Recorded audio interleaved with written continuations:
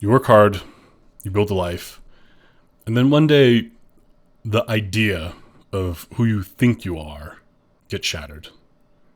What now? This is the situation Maria Shriver found herself in when her son proclaimed her a housewife to a man they'd just met. Mere moments before her nephew called and asked her to give a speech at his high school graduation.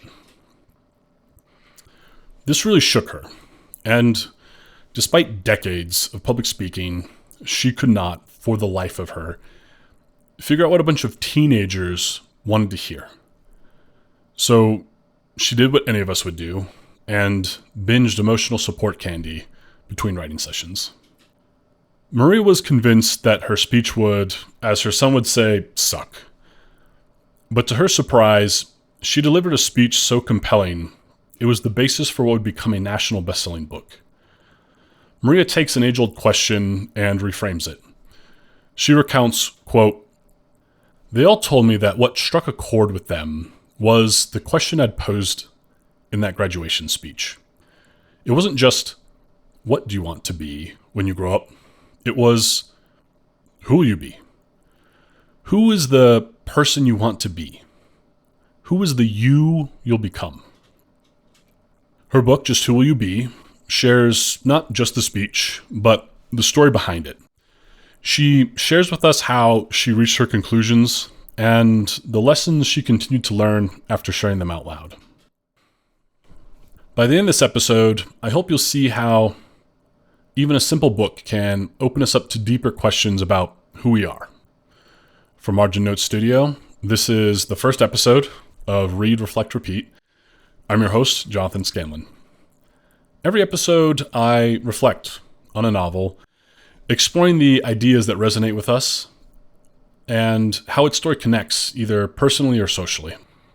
This episode is available on both YouTube and all major podcast platforms, so subscribe or follow, and join me each week as we explore these books together.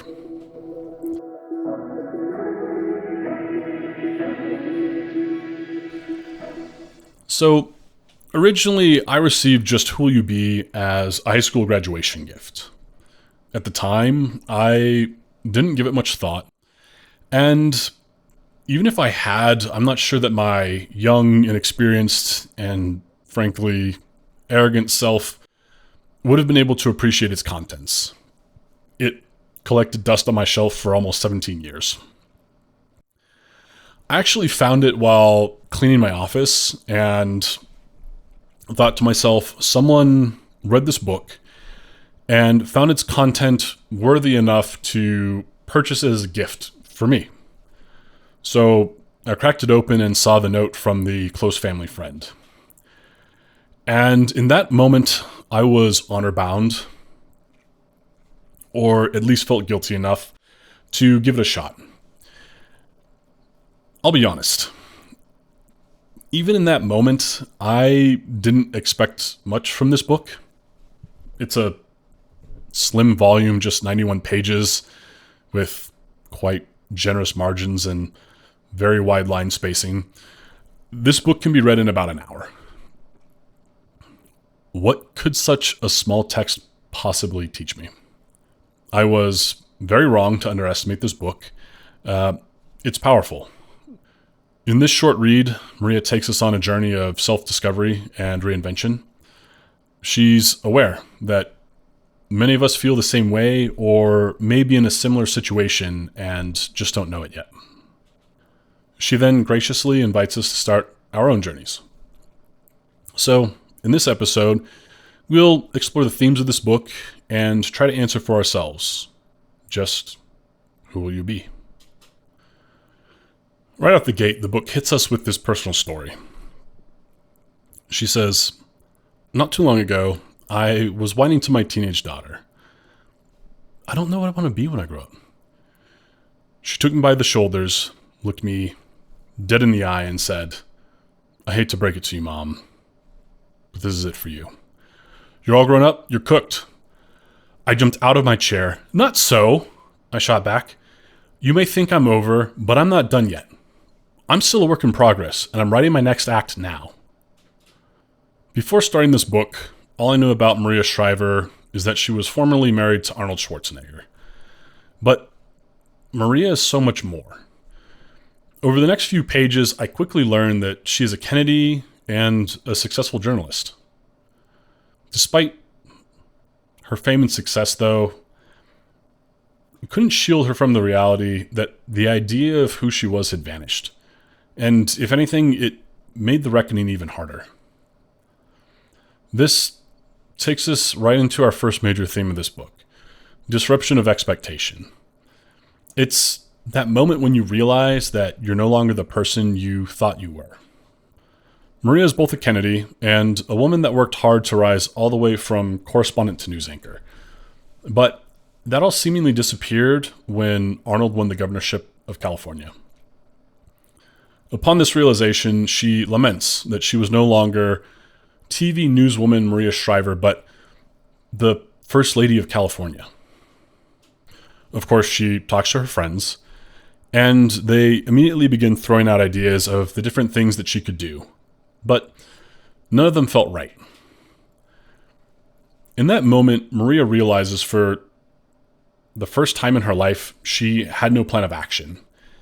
And where she came from, this is a big no-no. So she asks herself, just who do I want to be?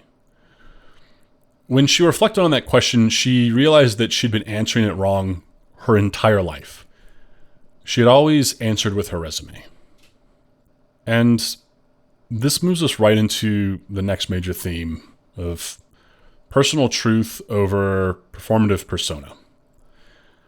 It's that critical moment where we decide to stop chasing roles or titles and instead pursue what really matters to us. Maria puts it simply. She says, "The true answer I saw is about my heart, my values, and my soul. Who I am, not what I am." And this is the threshold moment for her. The walls have come crashing down, and the truth is revealed that the external fixes that had motivated her for so long just no longer worked. And this shakes her to her core. But this recognition is where the growth begins. Through surrendering control and reevaluating herself, she uncovers the truth of what is important. In my opinion, one of her most profound moments is when she tells us, quote, "Many of you may also feel that you're scrambling to fulfill your roles in everyone's life but your own. You may feel you're not entitled to show up as anyone but the perfect student, the perfect son or daughter, the perfect spouse or partner, the perfect employee or parent. You may believe that you're not allowed to think of yourself as separate from your job, your family, and all the other legacies you inhabit. But what I've come to understand is that we are first and foremost human beings in our own right. We're entitled to our own lives, our own dreams and goals, our own legacies." Now, here Maria demonstrates she has broken away from our collective illusion and implores us to do the same. I'm going to take some time to discuss collective illusion because I find it so important. But what exactly is collective illusion? Well, it's this idea of what we perceive as being important to others and thus should be important to ourselves doesn't align with what everyone else thinks is important to themselves. Now, that might sound a bit confusing, but let's go over this, okay? So, psychologist Todd Rose explains collective illusion in a Big Think video titled "Psychologist Debunks 8 Myths of Mass Scale," which you should definitely watch. And here are some of the revelations from his research. What he did first was ask individuals to rank fame by how important they believe it is to most people. It tops the ranks. It's number 1 out of 76. But when asked to rank how important fame is to them individually, it plummets to dead last, 76 out of 76. Now, Rose, he says emphatically, we don't care about fame, but we believe that most everyone else cares about fame more than anything else. What he did next was he asked people to make difficult trade-offs across 60 different work priorities. And unsurprisingly, when people were asked how important they believed other people thought holding a prestigious job was, it ranks number 5. Individually, though, that drops all the way down to 55 out of 60. I tell you these things because I really want to emphasize that we chase fame and prestige not because we actually value them, but because we think everyone else does. So I implore you to fully buy into Maria's wisdom and break away from the collective illusion. Remember her words. We are first and foremost human beings in our own right. We are entitled to our own lives, our own dreams and goals, our own legacies. Now, let's move on to our third theme, reframing of identity. If you've chosen your personal truth, it's now time to put in the real work and rebuild. Maria's expectations have been shattered, and she's finally uncovered her personal truth. Now she must reconcile what comes next. She sensed she was onto something, but didn't realize its full power until people started approaching her after the speech. I want to reread her quote from the beginning of the episode because, once again, I think it's just so important. What they all told me, what struck a chord with them, was the question I'd posed in that graduation speech. It wasn't just, what do you want to be when you grow up? It was, who will you be? Who is the you you'll become? The reframing of what to who is so simple, yet so powerful. She thinks these are the most important questions we can ask ourselves throughout our lives. What we believe and who we want to be is crucial because they are the foundation upon which we build ourselves as we continue to grow. What she's asking us to do isn't easy, and in many ways, it's the most delicate part of the journey. The previous foundation has been destroyed to clear the way for the new one. If we can get this part right, we lay the groundwork required to truly allow ourselves to flourish. And finally, we get to our fourth theme, continuous growth. Because personal identity isn't fixed, it's an ongoing process. And as humans, it's only natural to fall into routines and get comfortable. Even the boldest among us aren't immune. So you may have heard of the concept of being put into a box or put into boxes. But an analogy that I prefer is this idea of invisible hooks. There are these subtle, gradual constraints that latch and dig into us as we move through life. Over time, these hooks accumulate and limit our ability to move freely. These can be responsibilities like relationships, children, jobs, mortgages. Whatever the hooks are, it's important to remember that while they may restrict or slow you, they should never stop you. If they ever do, take some time, stop. Figure out which hooks you can detach so you can keep moving forward. It's not easy, but it really is an exercise worth doing. Maria says that she's identified the people that have kind of figured this out. She says, quote, I now realize that everyone I've ever met in my life who's interesting, who has a life of deep meaning and joy, is still open to new answers to that question. new opportunities for change and growth. The change doesn't have to be huge, but it may have to be deep. A deep change for me was realizing I'd have to take the time to know what I feel in order to know who I am and who I want to be. So Maria takes that moment to pause and figure out what's holding her back. And she realizes it's not that complicated.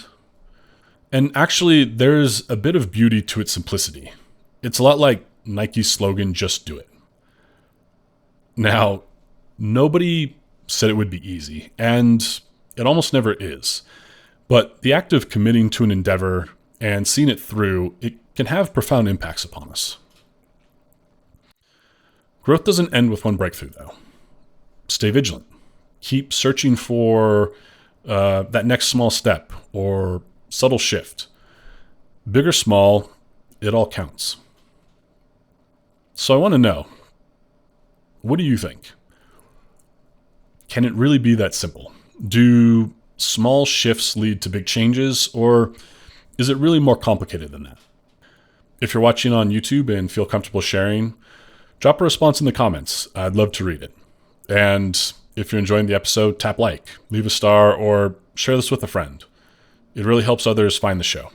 All right, let's get back to it. So earlier I talked about how I want to explore how books make either, like a personal or social connection with us. And I'm going to go personal on this one. This book really resonated with me. Just 7 years ago, I was working part-time at an Office Depot stocking shelves. Despite several attempts at college, it just didn't work for me. So I enrolled in a 12-course program from Microsoft on web development. And just a few months later, I actually landed a contract with the Department of Military and Veterans Affairs. They're a department of the state of Colorado. And I was their webmaster for about 9 months. And then after that, they brought me on full-time as their technology solutions specialist. Roughly 3 years later, I threw a Hail Mary and managed to land a job as a business data analyst at a multi-billion-dollar tech company. I had worked hard and achieved my ambitions, but everything comes with a price.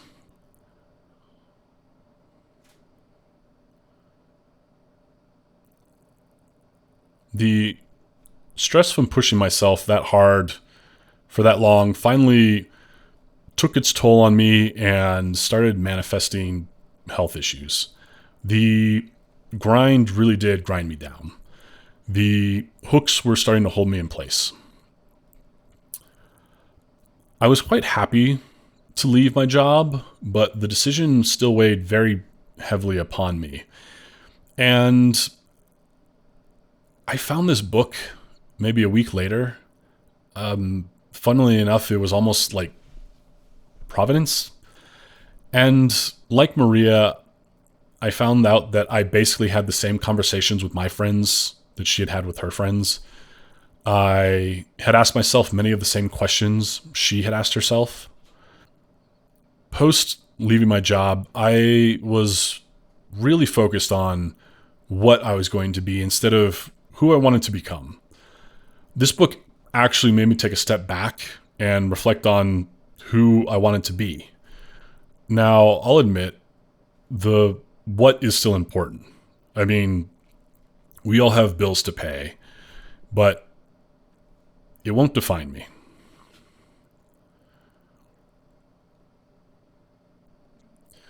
Next week on Read, Reflect, Repeat, let's have some fun and shift gears into sci-fi to explore a universe where corporations reign supreme and one of their security units just went rogue and developed soap opera addiction.